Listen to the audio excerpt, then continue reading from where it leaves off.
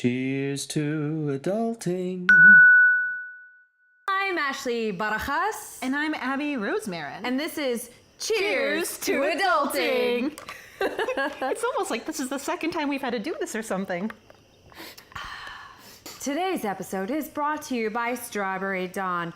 Not a dish detergent, but a cocktail. It's got gin.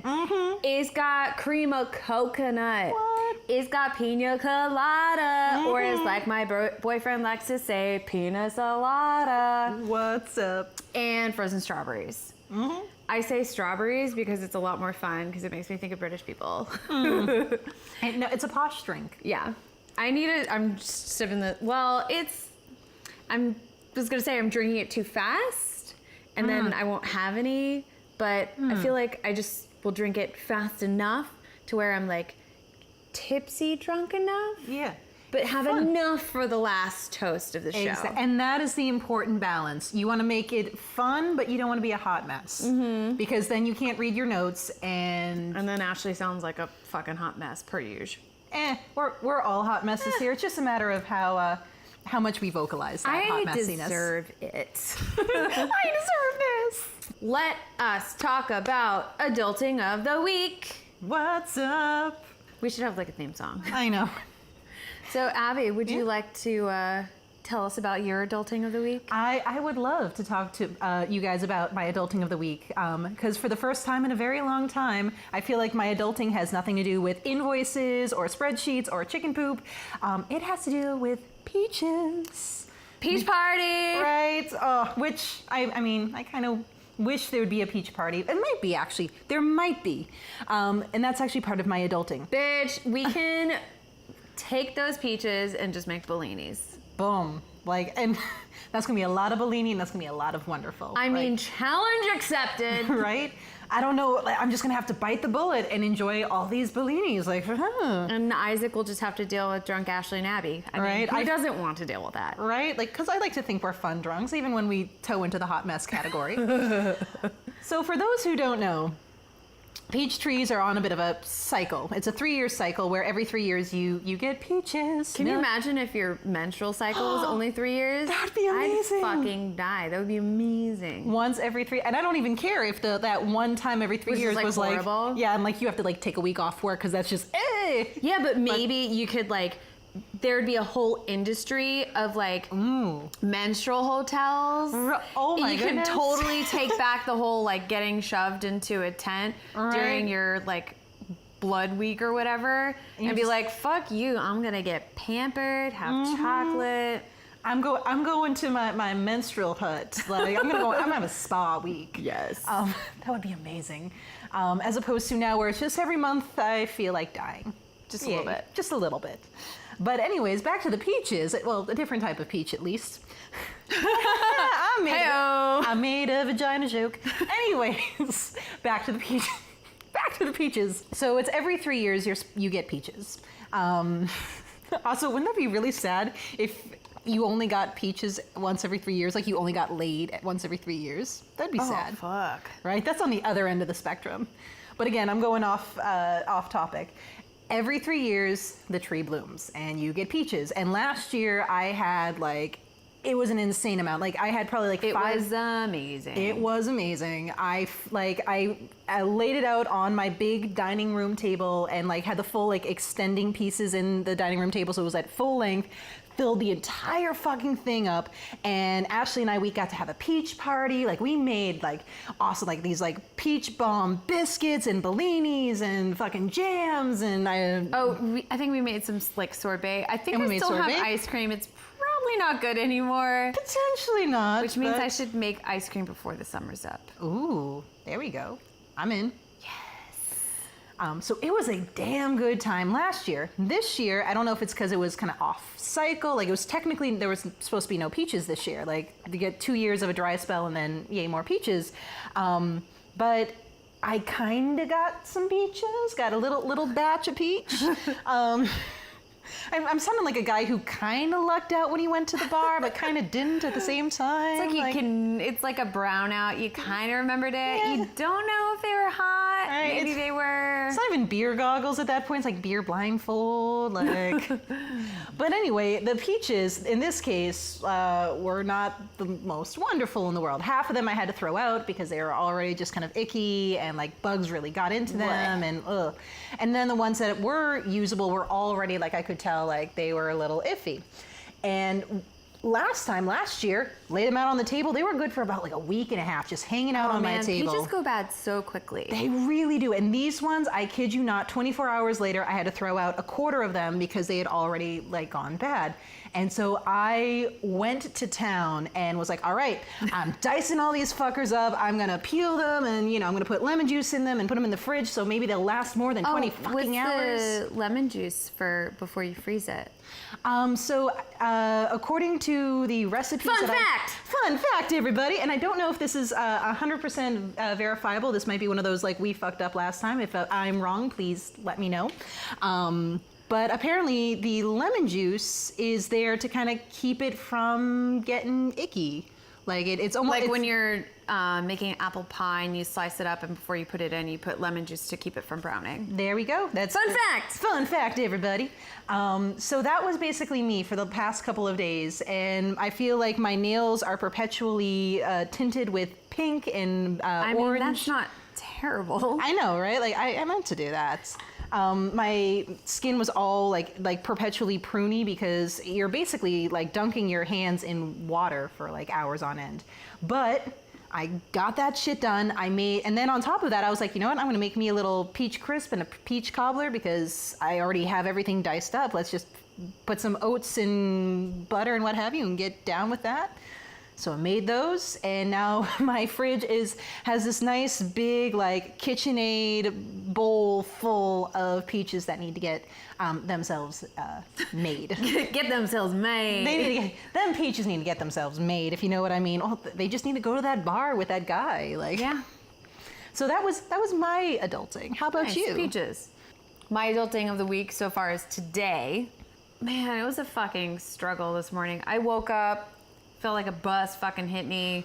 I was so tired. And I didn't even go to bed that late, all right? However, me and a friend of mine, Veronica, had made plans yesterday and said that we would work out. So, I guess that kind of builds on that. I am horrible at going to the gym. I have a Planet Fitness membership that I never fucking use. And I'm gonna cancel it as soon as like I'm at the end of my membership contract thing that they say. They don't let you cancel it, which is so stupid. They're like, oh, you can cancel it, but you have to pay $58 any time of the, even if you have like 2 months, 1 month, it doesn't matter. They're like, you have to pay $58. That's how they fucking get you. Ooh, and it's like $10 a month, isn't it? Well, I pay for the $20 so I can go to any location because I work in the middle.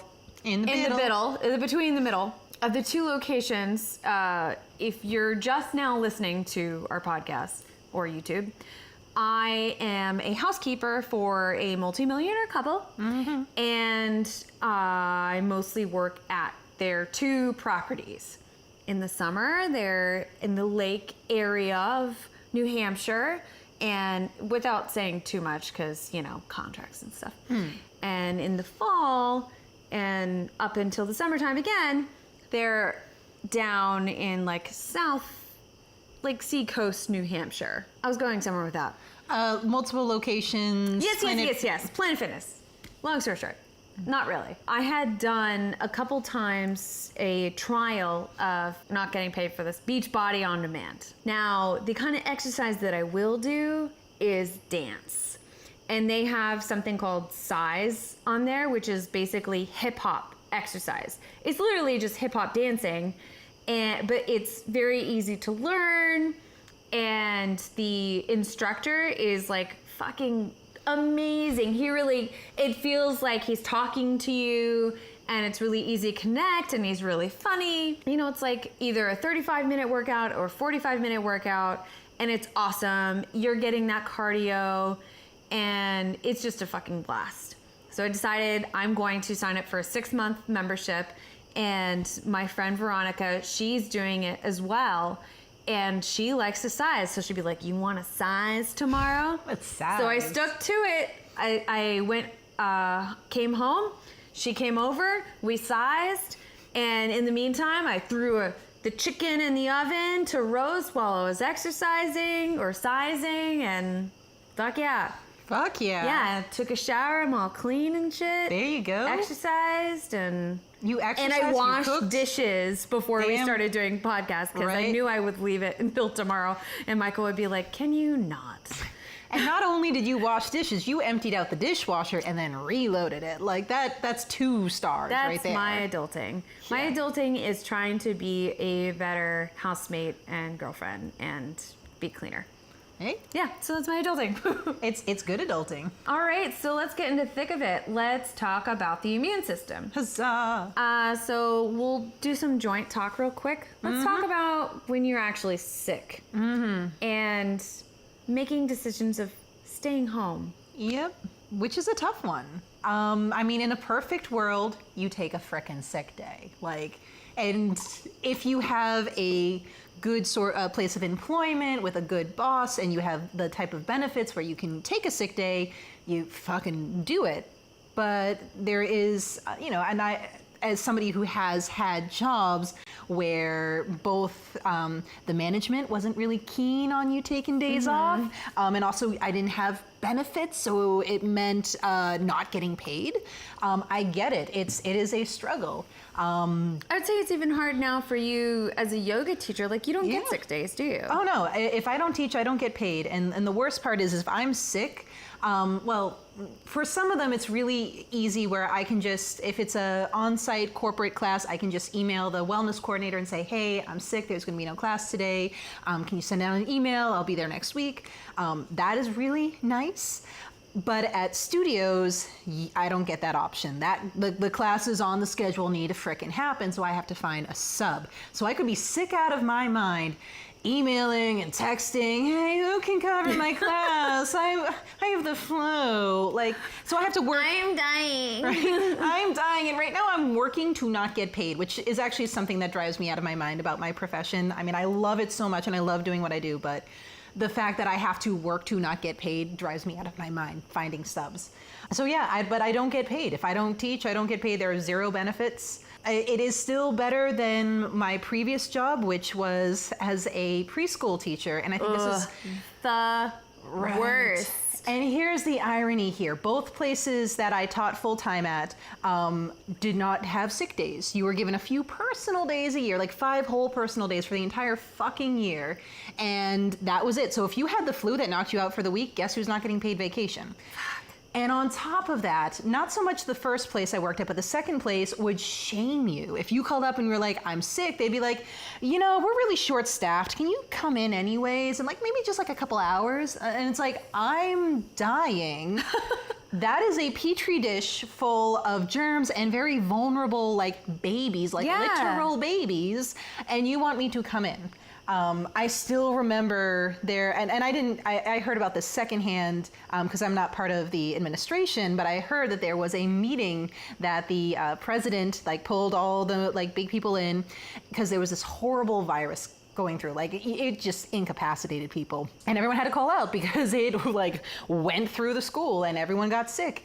And what did the president have to say? You guys should stop getting sick like this, all right? We can't be having this happen, blah, blah, blah, blah, blah. Jesus. And now, mind you, we had substitute teachers on call and full-time substitute teachers, but not enough for the school. So if more than one person called out, you were kind of up a creek. And Up a creek? yeah, up a creek without Shit a up a paddle. creek? Shit up shit creek without a Up shit paddle. creek? Something blah blah blah. Idioms and colloquial sayings.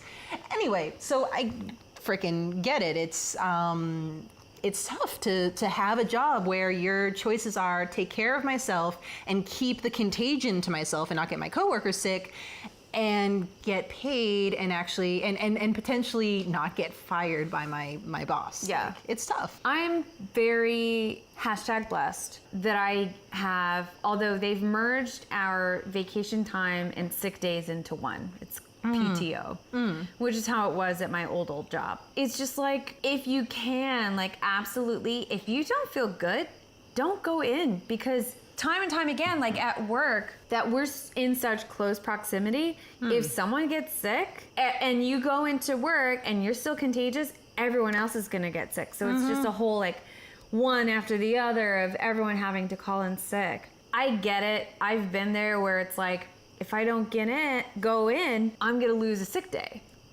Or vacation day, or I have to choose to not get paid. Yeah. And it's just not worth it. You gotta stay home. You gotta get better, because if you don't take care of yourself, it's just gonna make it worse, and it's gonna take a lot longer for you to get better. Exactly. And then you might get into a really bad cycle where you pass it on to your coworkers, it mutates slightly with your coworkers, you get it back.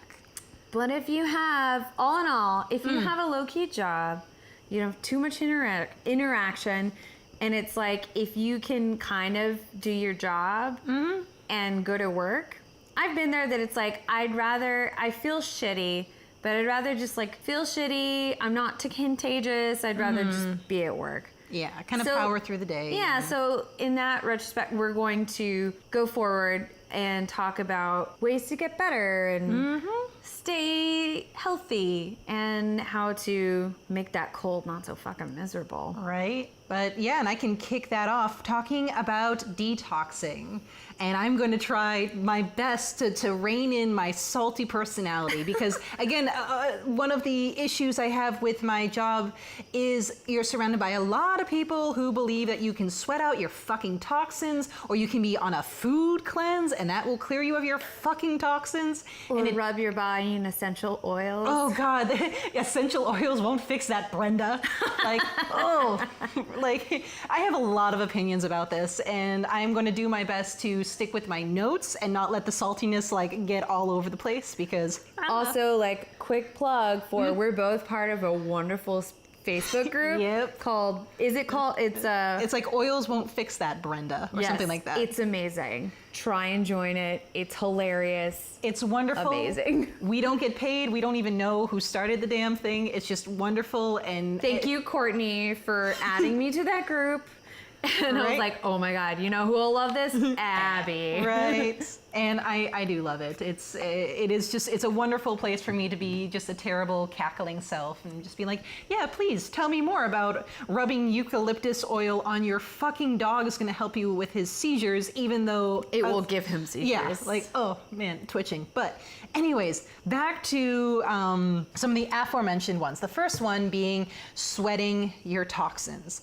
This drives me out of my mind. There are detox yoga classes that are supposed to be like high sweating so you can sweat out your toxins. You can't sweat out your toxins. I am sorry. I don't know what your guru has. You can sweat out your sweat. Yeah, you can sweat out your sweat. But it's not going to be your toxins. And I don't know what your guru has been telling you or what you've been reading on mommy blogs, but it just... Mommy blogs. I'm sorry. Like, I also have a little venom for mommy blogs too, but that's for another day. We're not mommy shaming. Right, not mommy shaming, just the type of mommy blogs that get under my skin. They're like, look at my perfect family. And it's like, and you can so tell... Vaccines cause autism. Exactly. Like, here, look at this amazing thing that I, like, took 18 hours and I didn't sleep last night so my kid could have this amazing, like...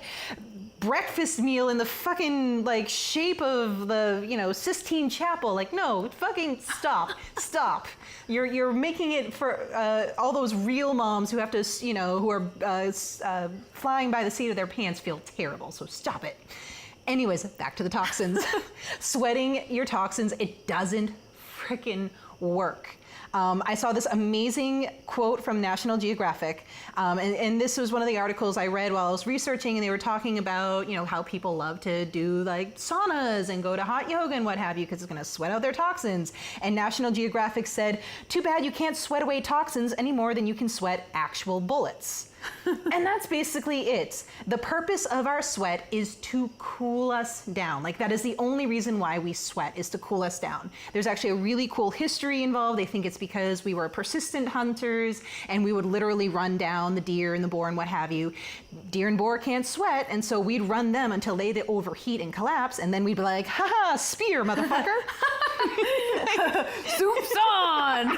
And that's exactly what they said, was spear, motherfucker, soup's on. Spear, motherfucker! But that is the reason why they think we sweat, is so we could cool ourselves off, so we could be like, soup's on, bitch. But that is what sweat is for. It's not to sweat out our toxins. Our sweat is made up of mostly water and minerals. It does contain some trace amounts of various toxic substances, but it's not enough to make any difference. difference, and it's not the toxins that well, think. talk to me the day after podcasting when we drink a lot of alcohol. Right? Like, whew, sweat Tomorrow that I'll smell like gin. Right. But most of the toxins we consider toxins, like the really bad stuff, the pollutants, the pesticides, the flame retardants, PCP. Crystal meth. Right? Angel dust. I'm just fucking with you. I meant to say PCB, which is The fuck is that? It's a type of plastic, and I didn't copy down the actual Latin name because it was a lot of words. So I was like, I'll put PCB, and I'll definitely not mispronounce that and accidentally say PCP. That was definitely, especially not after like a Don't drink do in. drugs, kids. Right, don't do drugs because you can't sweat that shit out. But those chemicals are actually attracted to fat. And they don't dissolve well in sweat, which is mostly made of water. We can go down that like nerdy, like fat soluble versus water soluble and blah, blah, blah. Yeah, we won't do it, but Hard pass. Right, hard fucking pass. But most of the nasty toxins are more fat soluble than they're water soluble, which means you're not gonna fucking sweat them out. And now they've done studies and they're trying to figure out like, okay, if you do sweat out trace amounts of toxins, like how much is it? It is not a lot at all. So there was this study that they did a couple years back where they had somebody do 45 minutes of a high intensity exercise, and they would sweat a total of 2 liters. And that would contain less 2 liters? 2 liters. In a day or? In a day, I should have said. So this is a person doing 45 minutes of high intensity. That's a lot. It really is a lot of like, but they're making this person fucking sweat. They're doing like high intensity exercise, so they would sweat those 2 liters a day. So, and this is including all normal perspiration, so exercise perspiration and then regular like you exist perspiration.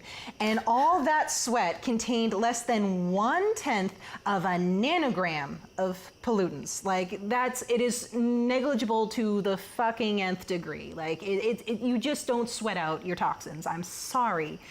And that kind of gets me a little bit into the cleanses. You can't cleanse out your toxins, at least not with a special cleansy diet.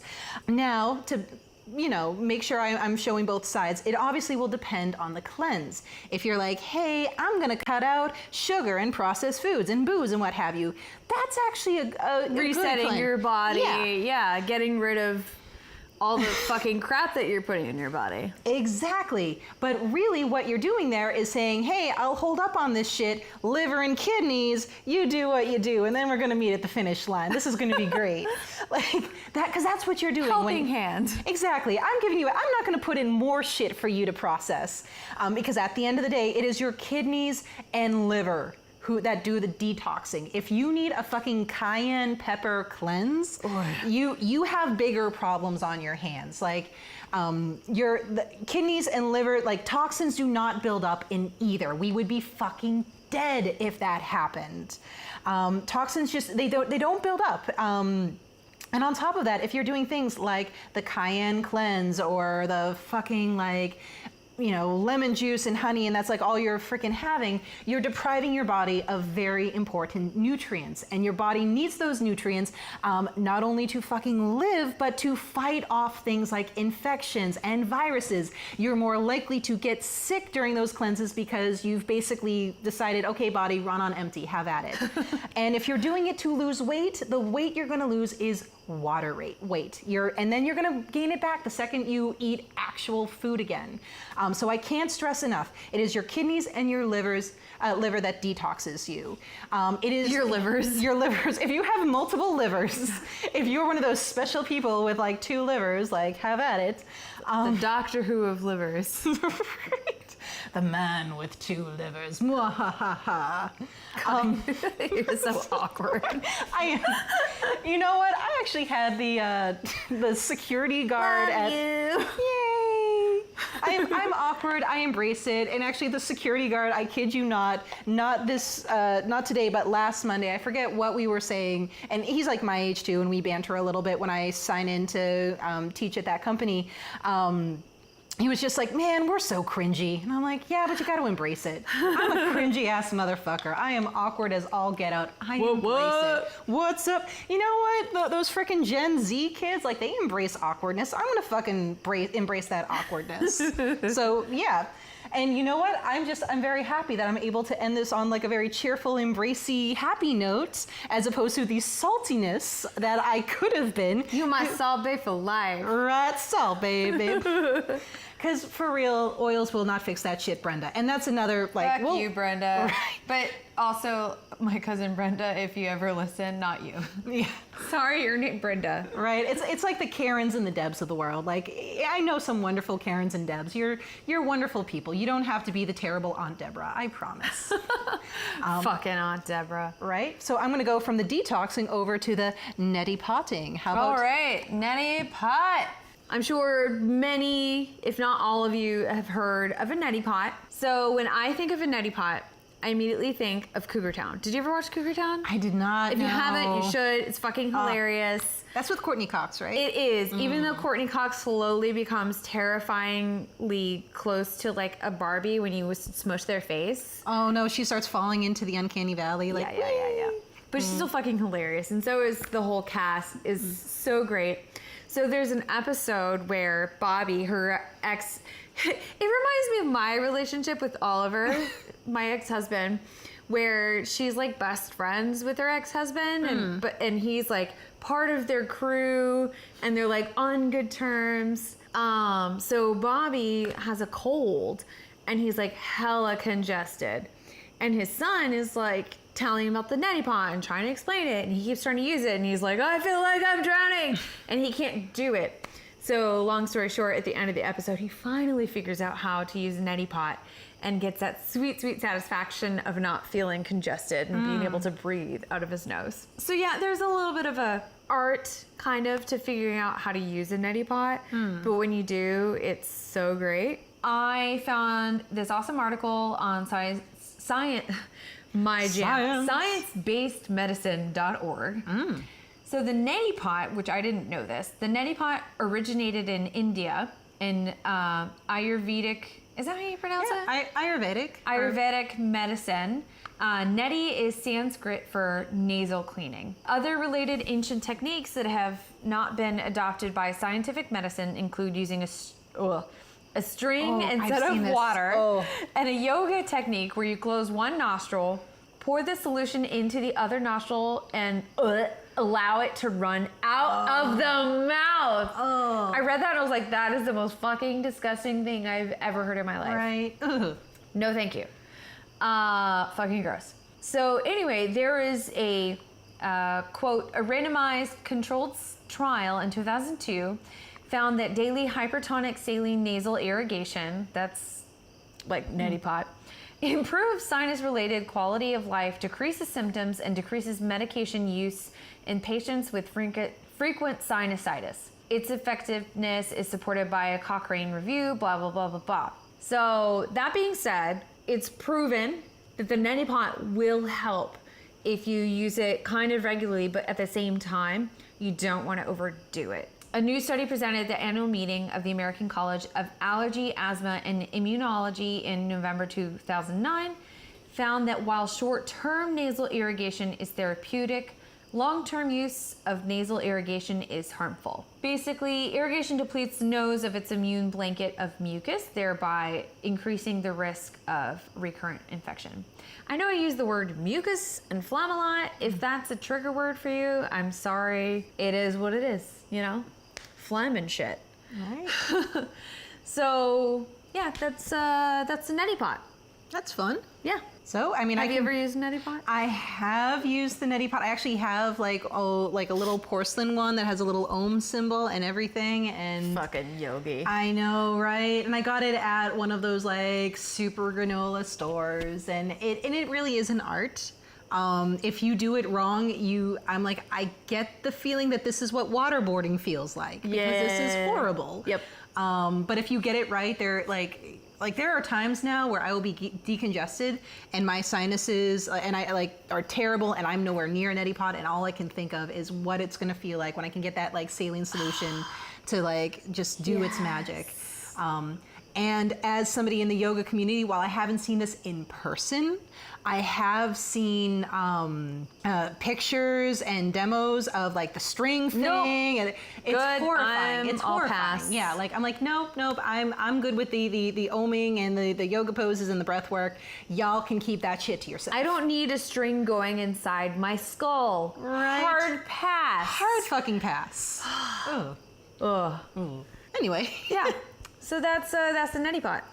Nice. Well, and I can go from that into the wonderful world of not only hot toddies, but hot showers. Ah, yes. So I'm going to be very quick with the hot toddies because this was actually something we talked about in episode 2, if I remember correctly. Was it episode 2 that we talked about the wonderful uses of alcohol? I think so. And we were definitely one or both of us were definitely sick, and we're like, hot toddies. Yeah, right. Like we were having hot toddies. Yeah, it was as much episode 2. First episode, we talked about cleaning. That's right. Second episode, we're like, let's do something fun. Right. Alcohol.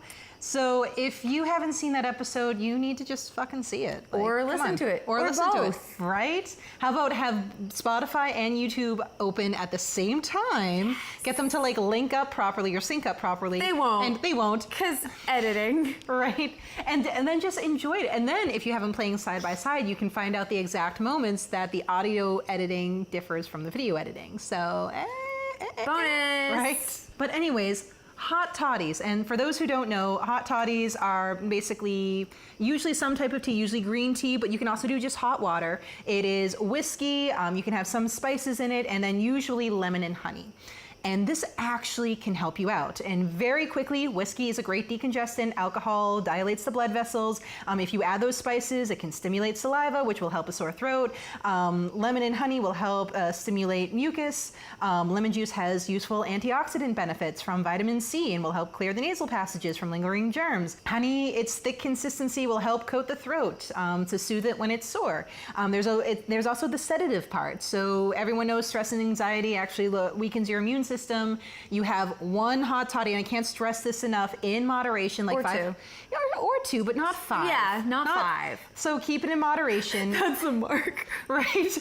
Don't do 5. I'm on the fucked 4th up. one, and then.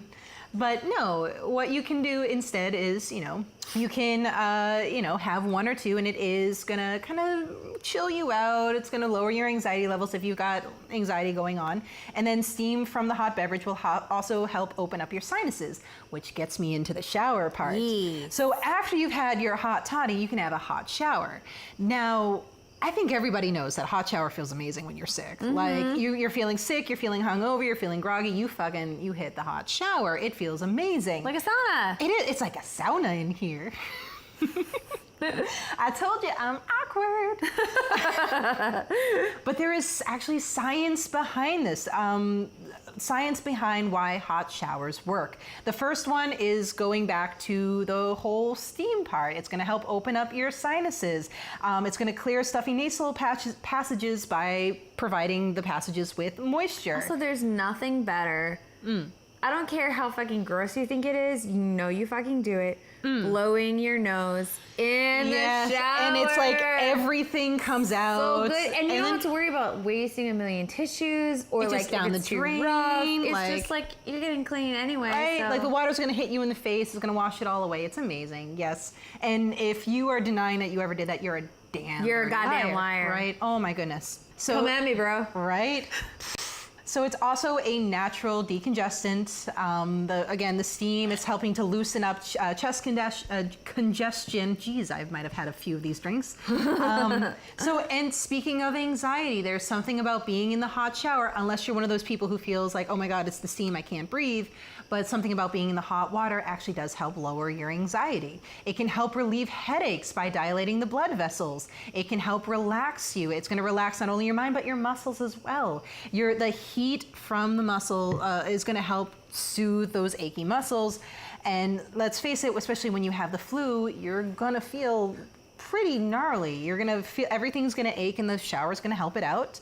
Then there's the whole part where the water's kind of beating down on you. It's giving you a little. What's up? Let's talk about getting that beating down in the shower. That actually sounds really violent. Sure. Well, I mean, like whatever. Right? YOLO. YOLO. And then the one that I feel like none of us actually really think about, but is so obvious that it's like a fucking duh moment, it washes away the germs. You're washing yourself with soap, and it's gonna help avoid spreading. Yeah, there's science behind why the hot shower feels good. But again, just like anything, you do it in moderation. The same way you don't want to take 5 hot toddies. If you're in the shower to the point that you are actually getting lightheaded, you don't feel like you're getting enough oxygen into the system, get out of the shower, because then you're doing more harm than good. A great, I don't know if you were planning on talking about it. One of my favorite things, you can also DIY things, but you can also buy it at the store, is those like kind of like bath bombs, but it has eucalyptus in it, or like the vapor rub smell. And it's been proven, in Chinese medicine and stuff, eucalyptus helps you breathe. I mean, if you watch Lost, I think I don't know if you've seen that episode yet, where someone had asthma. Yeah, you had. Oh, and they found eucalyptus because it helps you breathe. It helps open up things, science. There's words there. Yeah. English is hard. But yeah, the eucalyptus does help you breathe better. That's why Vapor Rub has eucalyptus. All right. But doing that while you're taking the hot shower just really exemplifies your ability to breathe and opening up those your naval passage, everybody. Your naval passage, y'all. That's really horrifying. Just being in a shower, then also it's like that's like fucking Aliens Covenant. So maybe don't open up your naval passage. Showers. Yeah, showers. Anyways, what would you like to be talking about next? So on to things while we're sick. Let's talk about things you can eat. Jumping into like hot toddies and stuff. So, sorry, I'm a little stuffy. Other things that have proven to help with decongestion, which I feel like right now I randomly need a little of that. So, chicken soup. We all know colds and chicken soup go together hand in hand. And I'm sure a lot of us think it's more kind of like an old wives' tale. However, there's actually some science to having chicken soup or chicken broth when you're sick. Science has proven that it does help. Quote, the most widely cited of these studies published in the medical journal Chest in 2000 is by Dr. Stephen Renard of the University of Nebraska Medical Center in Omaha. He conducted laboratory tests to determine why chicken soup might help colds, beginning with his wife's homemade recipe, hounded down by her Lithuanian grandmother. Using blood samples from volunteers, he showed that the soup inhibited the movement of neutrophils, the most common type of white blood cell that defends against infection. Dr. Renard theorizes that by inhibiting the migration of these infection-fighting cells in the body, chicken soup essentially helps reduce upper respiratory cold symptoms. I am tipsy. Booze, everybody.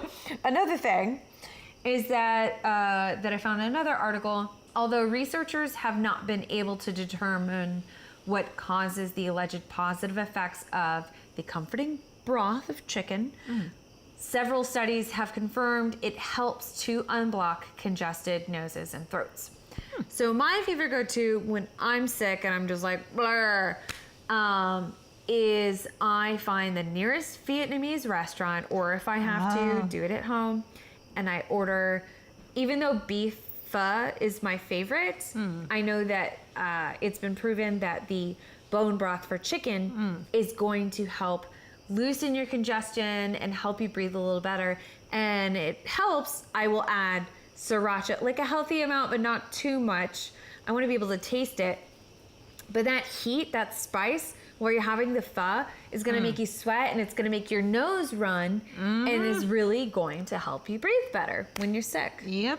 And I love doing that myself. I don't know if I've ever gone to a Vietnamese restaurant per se, but I will be like, what? I mean, not to get, like, not ever. I mean, not okay, like if I I'm was sick. about to say, girl, let's stop recording now. Find a fucking Vietnamese restaurant. Right fucking now. Right now. At 9:30 at night. Okay, bye.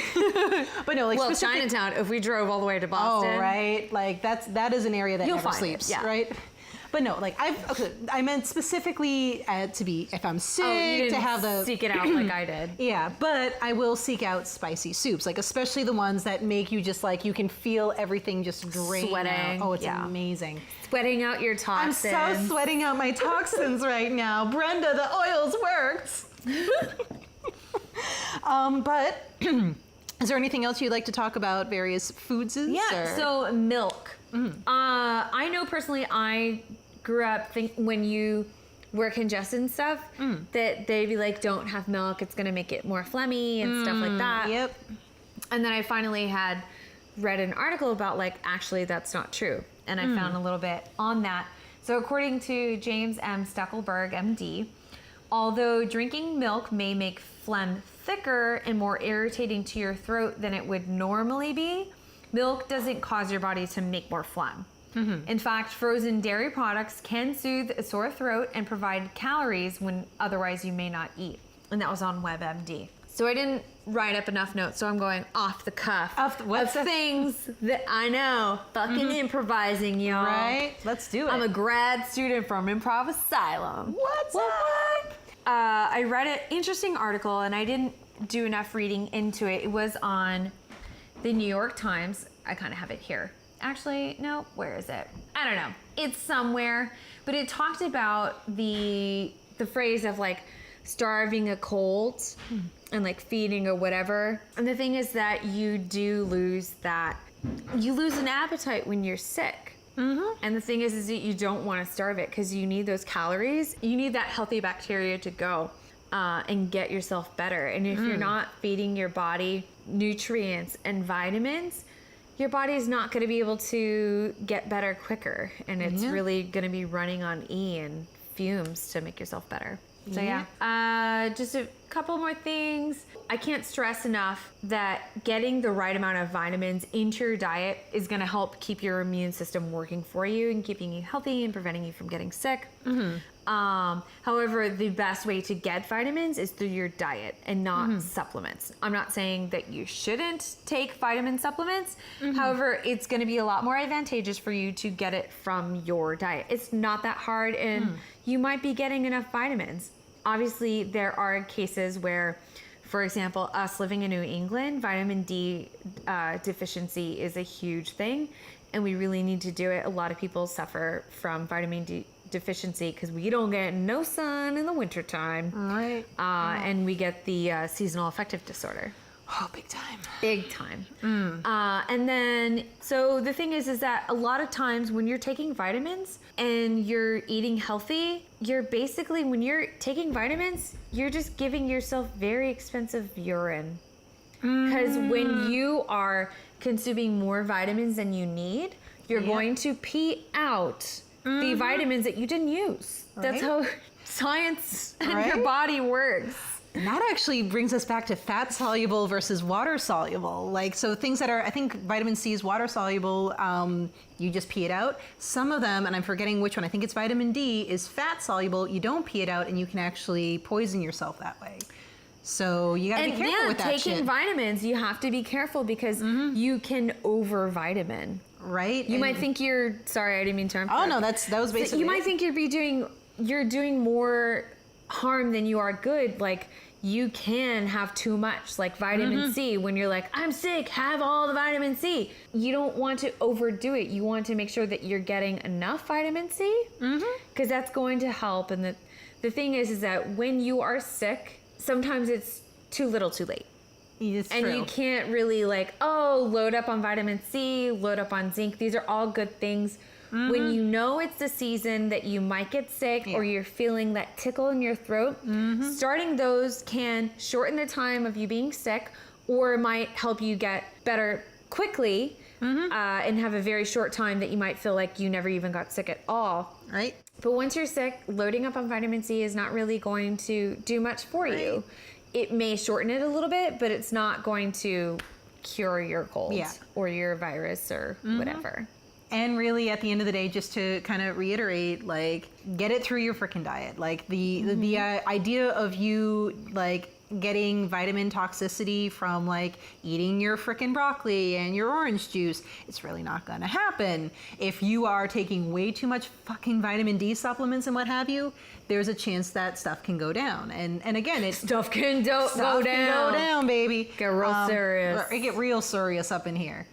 So that is, something to keep in mind. And, just to kind of piggyback, if you think about it, if you're having this vitamin-rich diet before you're sick, you have prepped your engine, if you know what I mean, and everything, you're more likely to fight off those infections and not get sick in the first place. Once you get sick, those feelings that you have, the fever, the stuffy throat, that's not the virus, that's your body's reaction to the virus. You're fucking sick, you're done. At that point, it really is, you need to rest, you need to make sure you're eating good stuff so your body has the fuel to fight it off, but it's too late. The battle has already begun. And I think it's also good to recognize the stages that your body goes through to know. So for example, once I start all the fluids are coming out of my nose and that's all it is, I get really excited because that means, so what it is, very layman's term, it's the white blood cells exploding. That means that your body is winning the war, basically. And it's like, oh, I'm getting better. That's all that's left. As you know, once you feel better, you're still blowing your nose because you're getting better and you got to get all that shit out of your system all that now. shit out. And did you have something else you wanted to talk about? My last thing is, should you work out when you're sick? Oh, yes. Please tell me. Because science does have the answer to that. And I've heard mixed things. And so have I. And apparently, according to science, there is actually a pretty basic kind of litmus test. Are the symptoms above the neck? So things like a sore throat, nasal congestion, sneezing, tearing eyes, it's okay to exercise. Oh. If it's below the neck, your coughing, your body aches, your fever, your fatigue, don't frickin' exercise. Now, there is what counts as exercise when you are sick versus what you do when you're feeling pretty good are going to be two separate things. As the Mayo Clinic points out, there is a world of difference between physically moving your body and working out. You really don't want to work out when you are sick because it does actually temporarily suppress the immune system. You actually go into a little bit of a fight or flight response. You stress the body out, and it's healthy stress. And when you're healthy, you use that stress to get stronger, to get better cardiovascular system, and so on and so forth. But if you're already compromised, you're putting stress that your body can't process. So they really recommend light things like go walking, a very low intensity bike ride, maybe go gardening, or do some gentle yoga or Tai Chi. But they recommend that you do all that stuff either in your house or outdoors. Do not go to the gym. You're just gonna get everybody sick. And so again, activity and exercise can boost your immunity in the long term. So if you're already, it's kind of like the vitamin-rich food. If you're already doing this and you're healthy, it's gonna help you in the long term. But if you're feeling icky, if you've got those above the throat and above symptoms, you're not really going to do anything good for yourself if you're like, all right, now I'm going to fucking marathon run, because it's going to suppress your immune system. And that's actually why marathon runners usually get sick right after they run their marathon, because their immune system is fucking shot. And so any virus that comes in is like, woohoo, breeding ground. So they just say keep it moderate, keep it light. If you want to do a little resistance training, you can, but nothing crazy. Like if you have to, lug, if you're doing the grunts to the point that they'd hit the lug alarm at or lug head alarm at Planet Fitness, fucking don't.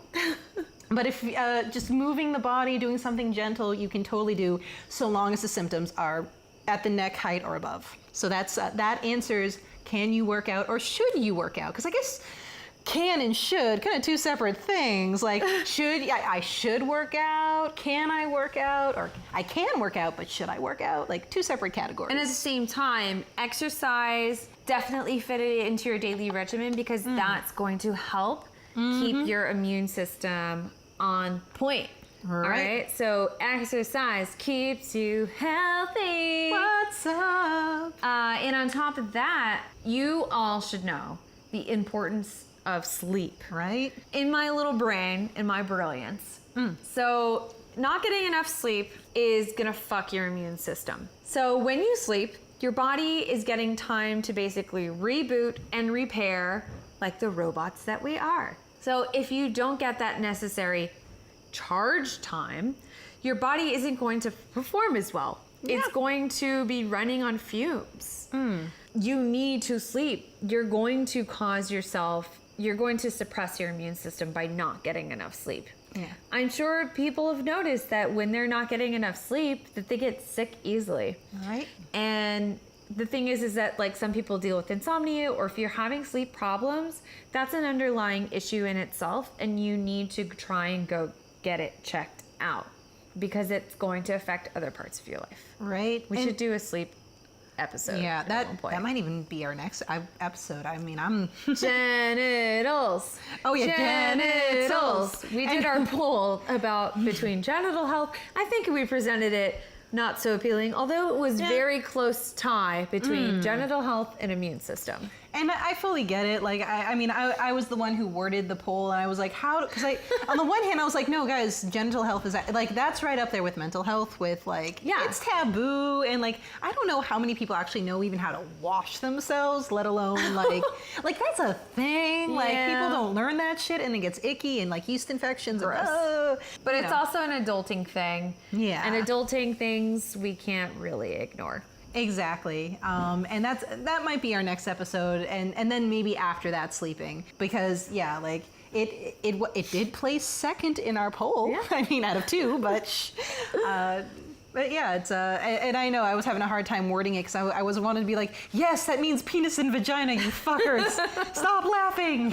But you know, it is what it is, and maybe next episode we'll chat about the penis and the vagina. Yeah. Or so we posted on our Facebook page.